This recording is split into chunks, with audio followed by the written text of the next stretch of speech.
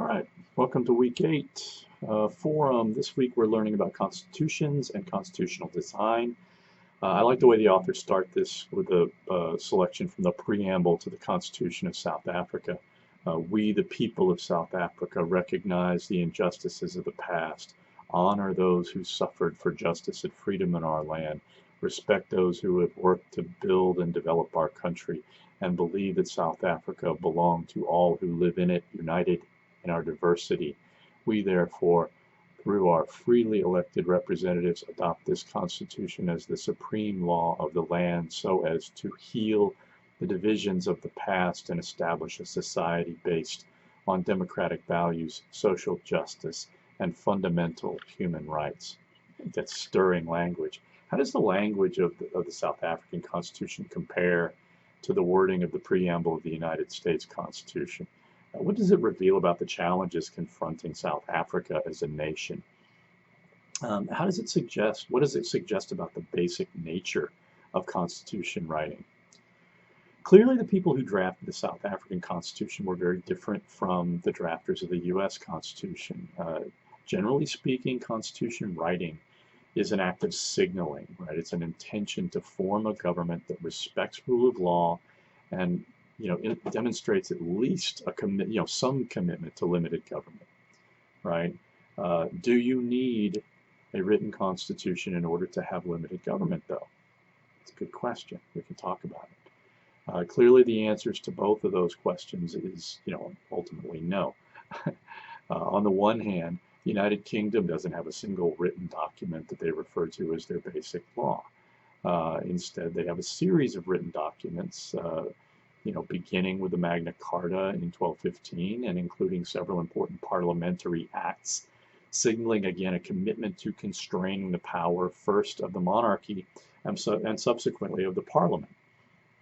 So the commitment to rule of law and the kind of the long, slow evolution of the United Kingdom's political culture has instilled in its leaders a respect for customs, tradition, and a commitment to restraint that has tended to prevent parties from simply undoing its rivals' accomplishments.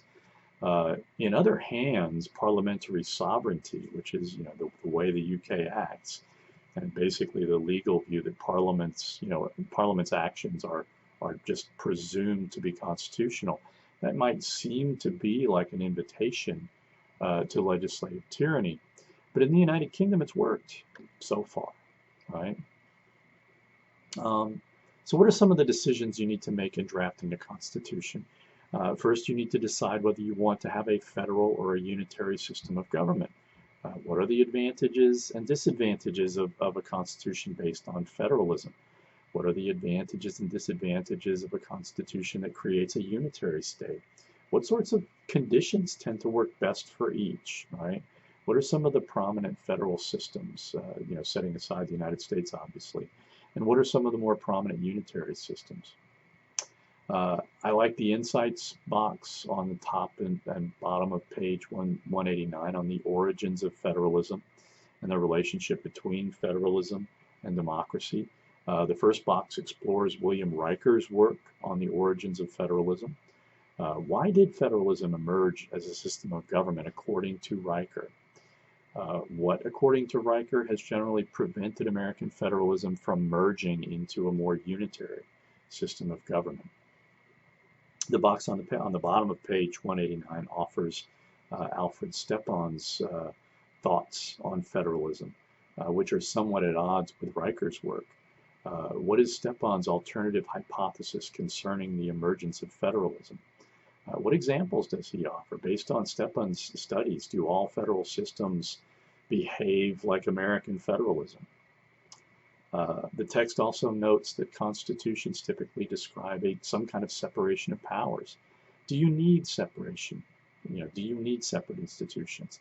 What purpose is served by creating separate political institutions? The authors discuss the idea of flexibility in writing constitutions. Obviously, flexibility can go to the extremes, like the United Kingdom's non-constitution. Or you can also have a relatively abbreviated constitution that articulates a few broad general principles. Or you can go to the other extreme and get lawyers to draft carefully worded, exhaustively descriptive constitutions. Is there sort of a just right mix when you're talking about writing a constitution? How do you go about creating a document that is at once sufficiently broad and detailed to guarantee respect for rule of law, and also to reinforce, again, the commitment to limited government?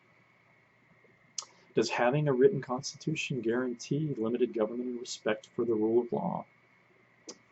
Even the best written constitutions can't prevent an authoritarian regime from violating its principles. Where there is a will, there is a way.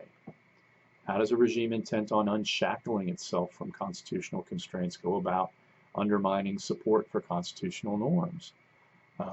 Overall, what constitutional designs are most likely to support stability? Why do we want to promote a stable system of government?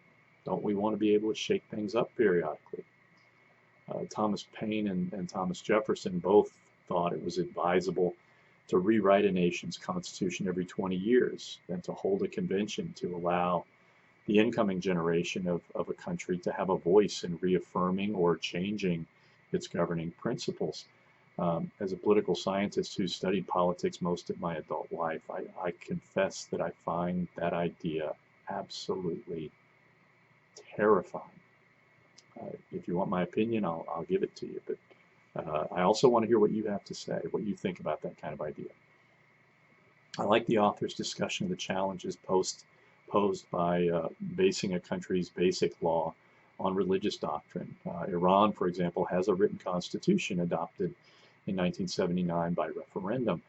It elaborates a minimally democratic, mostly theocratic constitutional regime, which designates a supreme leader as well as a guardian council, who are all members of the Iranian Shiite religious hierarchy. The Iranian constitution also has elected officials, which creates kind of a dualism, which is vaguely similar to the way that political institutions operated in the Soviet Union and China during the Cold War. Iran has a popularly elected president with sharply circumscribed powers. The parliament, called the Majlis, is also elected, and they can do some things to block presidential authority. But the supreme leader exerts most of the actual political power, although most have preferred to operate behind the scenes. So you effectively have a constitutional regime that's clearly minimally, if even at all, democratic, and has few checks on the authority of its actual leaders, and does not exercise effective judicial independence. So clearly the mere existence of a constitution isn't enough. There has to be a commitment to openness, to accountability, to rule of law, and to a willingness on the part of the powerful to be constrained. That's simply not present in Iran at present, but maybe it can come later. The authors ask a question: is it possible to conceive of religious law that is compatible with democracy? And if so, how? Right now, I confess to a certain skepticism in that regard. All right, hopefully I've given you enough to go on with this little mini lecture, and we will have a stimulating discussion on the power and limits of constitutions. As always, if something is confusing, ask a question, and I will try to help. Or perhaps one of your classmates might get there first and clear it up for you. Let's have a great week.